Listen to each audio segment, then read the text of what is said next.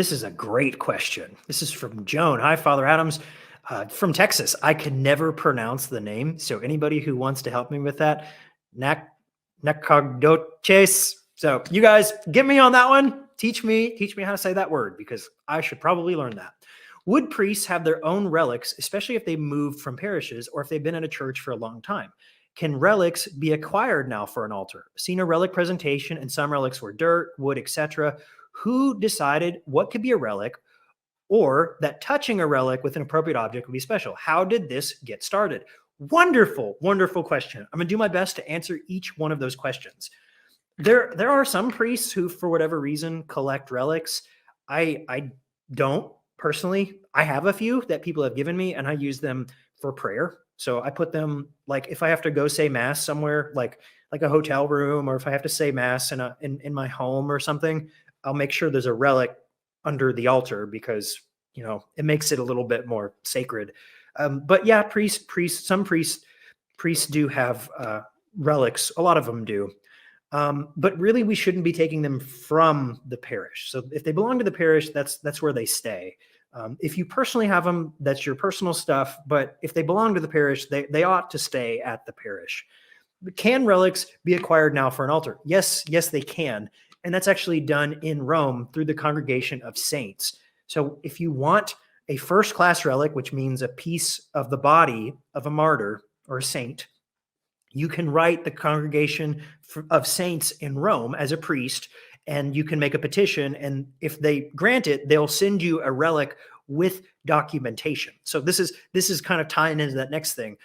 For it to be a real relic, it has to have documentation. It has to have verifiable evidence. So it can't just be a little locket that says St. Peter. Like, well, there needs to be a document that says what it is and that it's been sealed. You'll notice a lot of these reliquaries have either a wax seal or they're not able to be opened. And that's why. But how can we get relics out of touching stuff and all that? That actually comes from the Acts of the Apostles. So in the Acts of the Apostles, when Peter and Paul are in Jerusalem and they're walking like back and forth, it says people are cured either by touching the edge of their cloak, which is the same thing that happened to Jesus, or they're cured by their shadow passing over them. And this is really cool. And it does come from Jesus, right? That touching Jesus's cloak is in some sense touching Jesus. Touching the edge of Peter's cloak is kind of touching Peter, because spiritually, we sort of bleed over onto our stuff. That's why having bad stuff is bad, because we bleed our soul onto that stuff, right? And having good stuff is cool. Like your grandmother's Bible is special because some part of her is connected to that. Having Therese's habit, St. Therese of Lisieux, having a little piece of her habit. Yeah, that's kind of like a little bit of her. And so we have always seen this kind of sacramental connection between a person and their stuff as Catholics. And we actually, fun fact, ancient tradition, how does ancient tradition depict the sacraments? Ancient catacomb tradition depicts the sacraments as the Canaanite woman grabbing the edge of Jesus's garment.